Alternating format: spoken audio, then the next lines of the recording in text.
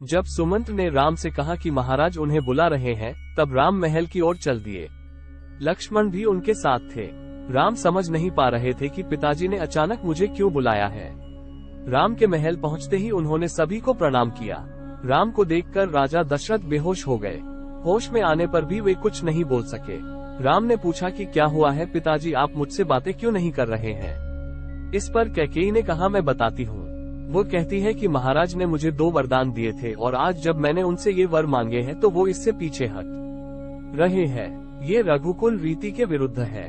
वो आगे कहती है कि मैं चाहती हूँ कि भरत का राज्याभिषेक हो और तुम्हारे लिए 18 वर्ष का वनवास मांगा है।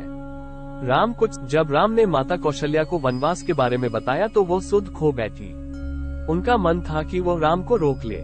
वो चाहती थी कि राम राजगद्दी छोड़ दे, लेकिन अयोध्या में ही रहे। वो राम को वन में नहीं जाने देना चाहती थी। वो राम से कहती है कि यह राजाज्ञा अनुचित है, तुम्हें इसका पालन करने की जरूरत नहीं है। राम ने उन्हें नम्रता से समझाते हुए कहा कि ये राजाज्ञा नहीं, पिता की आज्ञा है। उनकी आज्ञा का उल्लंघन करना मेरी शक्ति से परे है। आप मुझे वनवास के लिए आशीर्वाद दीजिए। राम के वनवास जाते समय राजा दशरथ राम वन जाने से पहले राजा दशरथ आशीर्वाद लेने गए। राजा दशरथ दर्द से कराह राम के कक्ष में आने पर उनमें प्राणों का संचार और वे उठकर बैठ गए। उन्होंने राम से कहा, पूमति मारी गई है, मैं वचनबद्ध हूँ ऐसा निर्णय लेने का। आशीर्वाद लेने गए। राजा दशरथ दर्द से कराह रहे थे। राम के कक्ष में आने पर उनमें प्राणों का संचार हुआ और वे उठकर बैठ गए। उन्होंने राम से कहा, पुत्र मेरी मति मारी गई है, मैं वचनबद्ध हूँ ऐसा निर्णय लेने के लिए विवश हूँ, लेकिन तुम पर कोई बंधन नहीं है। मुझे बंदी बना लो और राज संभालो। ये राज सिंहासन तुम्हारा है, केवल तुम्हारा। 20 राम ने महामंत्री सुमंत्र को रथ तेजी से हाँकने को क्यों कहा।